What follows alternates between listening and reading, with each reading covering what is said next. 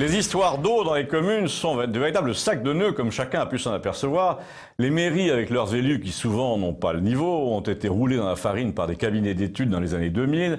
La méthode était toujours la même. Si vous traitez vos eaux selon nos méthodes à nous, et si vous nous concédez la gestion pendant 30 ans, vous irez dans le sens du progrès.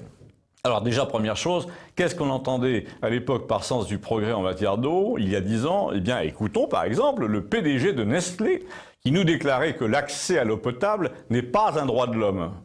Bon, déjà, il faut se répéter la chose 2 fois pour le croire. Ensuite, il faut se pincer aussi pour croire qu'Emmanuel Macron, encore lui, a réalisé pour le compte de cet homme, de sa banque, une opération juteuse avec l'auteur de cette phrase magique « l'eau potable n'est pas un droit ». On commence à comprendre, d'une part, la nature de ces fréquentations et surtout quelle est la dérive du traitement des eaux dans le monde.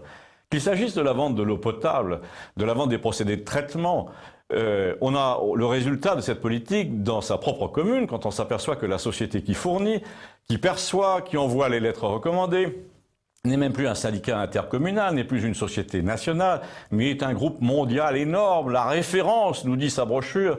Je veux parler cette fois, non de Nestlé, mais de Veolia. 163 000 salariés dans le monde, le groupe a réalisé en 2016 un chiffre d'affaires de 24 milliards.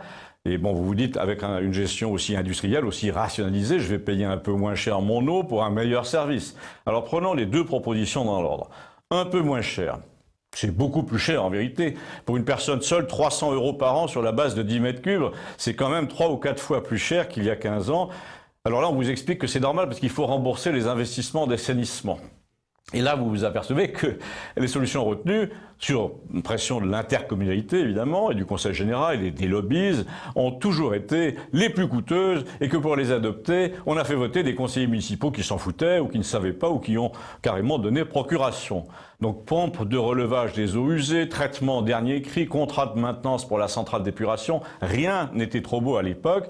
Pour faire passer la pilule, on a dit au maire, si on surdimensionne la centrale d'épuration, vous pourrez délivrer plus tard plus de permis de construire. Et quand vous parlez à un maire de développement, il voit un avenir radieux avec des enfants plein l'école et des subventions, etc. Mais la plupart du temps, personne ne veut construire pour autant. Et parmi ceux qui ne veulent pas d'un terrain viabilisé dans ce genre de commune, la plupart vous disent « Vous avez vu le prix de l'eau ?» Alors là, cherchez l'erreur quand même. Bon, passons au deuxième terme de la proposition, le meilleur service.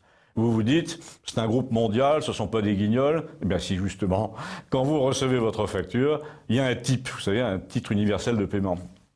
Ensuite, vous recevez une sommation à payer sous peine de pénalité, mais vous répondez que vous avez déjà envoyé votre TIP.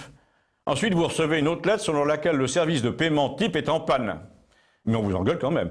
Il faut vous connecter sur Internet pour donner le numéro de la facture et le nom de la commune et le montant. Vous tapez tout ça, ça n'entre pas quel que soit le format. Vous téléphonez à la maison, on vous dit qu'il y a trop de correspondants sur la ligne et on vous renvoie vers Internet. Vous imaginez si vous avez 80 ans.